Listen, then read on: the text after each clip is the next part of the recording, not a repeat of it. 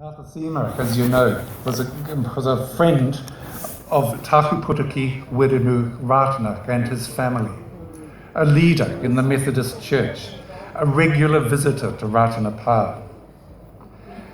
He died in 1963, which was some time after I was born. I'm not going to betray too many secrets here. I have photos of the two of us together. Not that you would recognize me now from those photos. I am Arthur Seamer's oldest grandchild. I am the only one of our generation to have met him, Kanahi te Kanahi. I bear his name. In 2000, I, earlier in my life, explored my own whakapapa. It was some years ago that I visited Arthur Seamer's birthplace, Tongala in Victoria.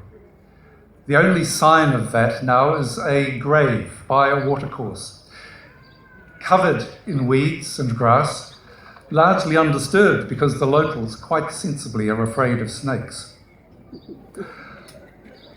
And they don't want to go there.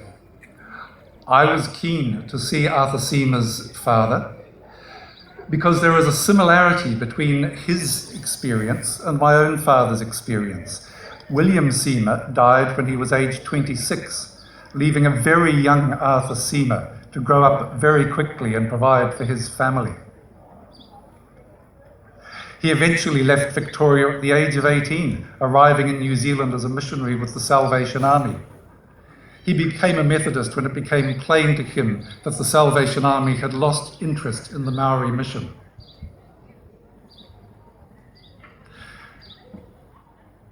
He was to flourish. His daughter, Edith Leela, was to marry my grandfather, Tennyson Howie. They went on the mission field with the Presbyterians because Tennyson was a Presbyterian, and a tragedy that happened earlier in my whakapapa was to repeat itself. On furlough back here, when my father was only 6 years of age, my grandfather died of an infectious disease which is now perfectly treatable. Arthur Seamer became, in fact, the father of my father, Ross Howie. It was a relationship as father to son. And hence, when I am asked, what is my relationship with Father Seamer? If I am being technically correct, I will say I am the great-grandson, but in effect, I am the grandson. Such is the blurring of the generations in our family.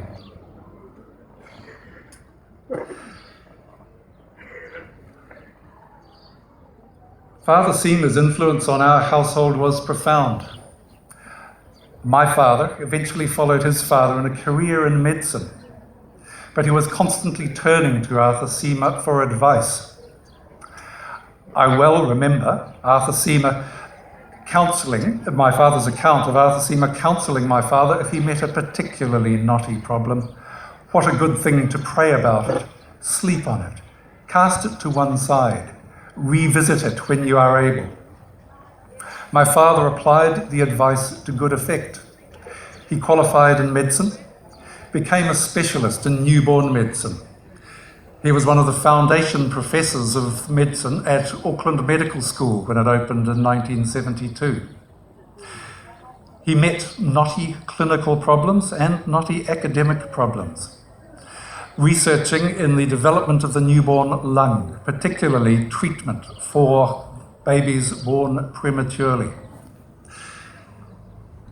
The results of the research are still being used. In fact, it was only last week in the Herald that his name was mentioned with the new generations of researchers in this area.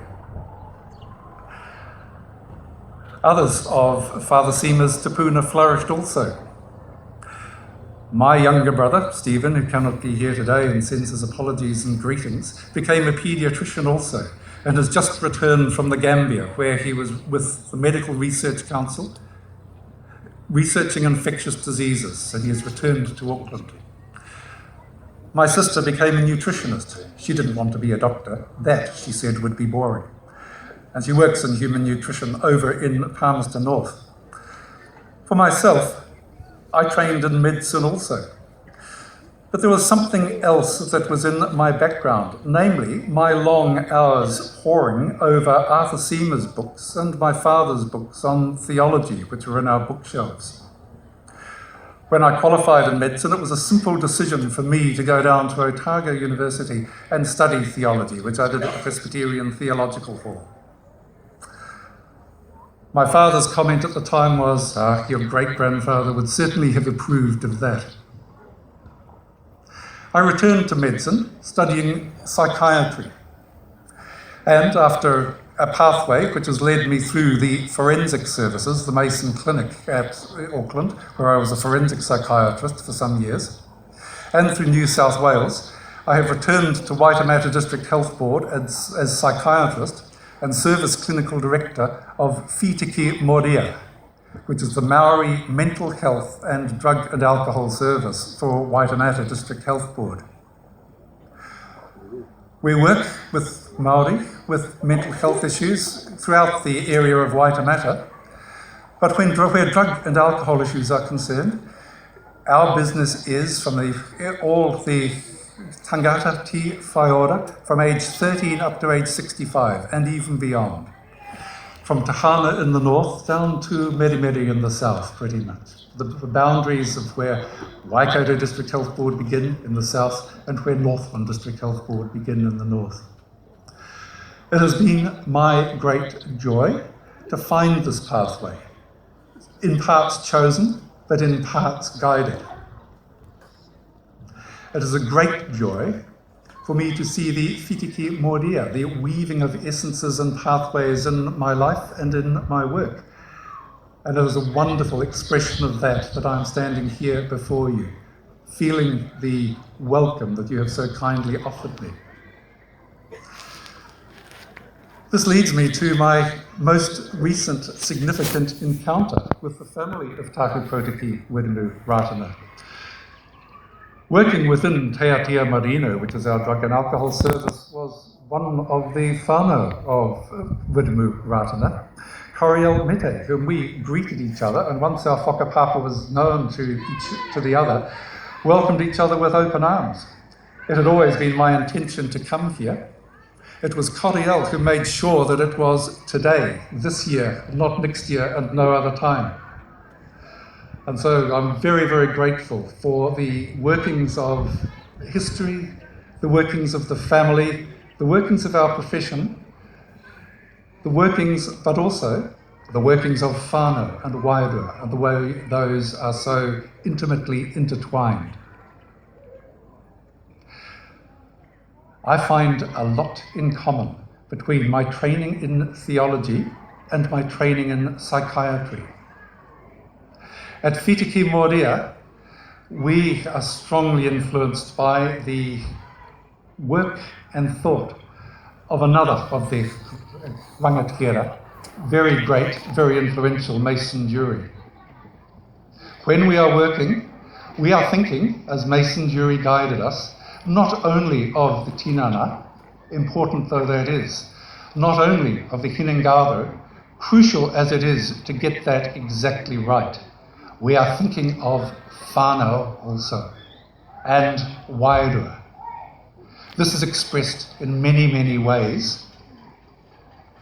I find, however, in my training in theology, guiding me along helpful paths, indicating to me, for example, and in a way completely consistent with the teachings of T.W. Ratana, that Father, Son, and Holy Spirit are anxious to be involved, providing the tangata ti whaiora will let them and find that congenial.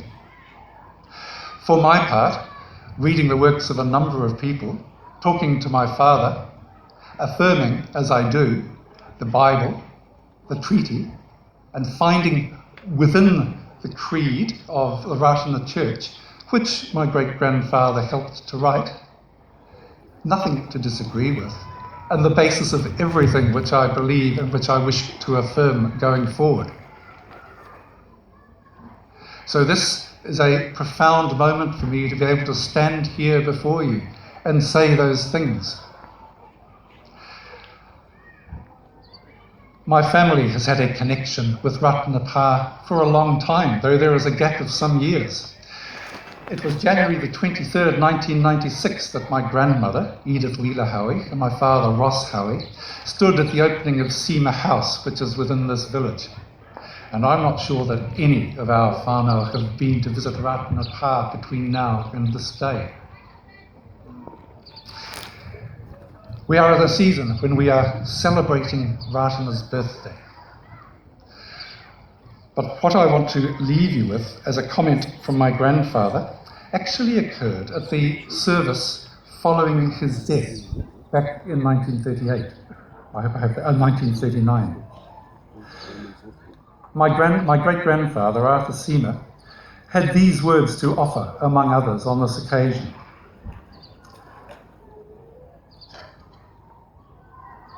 T.W. Ratana, he was called by many a great saint. By others, he was classed as a great sinner. Which was he? From one point of view, he was a very great saint. But if he were to stand by my side now, he would say that he had been a great sinner. The outcome of his work depends upon us who follow him, particularly those who have wandered far from his teachings. His work will succeed only where it is built on truth. It is no longer 1939, it is now 2015. We have been seeing and hearing over the last few days the hoha of the politicians as they descend upon Ratana and talk of this forum. Go onto the internet. Google Ratana Pa. See the thousands upon millions of entries in Google. See the people gathered here. See the generations testifying to Ratana and his influence. If in 1939 my grandfather could say his work will succeed only where it is built on truth, who is to say, looking around here, that it is not built on truth?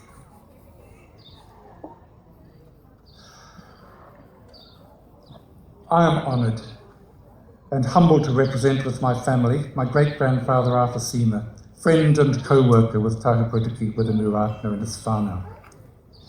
In their different paths and walks, the two men could say together, as Ratana said, "No reda e te hunga pokerikeri, kia tō te rangamarie, ko tahu te atua." Our greeting to you here from Arthur Seema's whānau is Arahanui, Arahanui, Arahanui. Tēnā koutou, tēnā koutou, tēnā koutou katoa.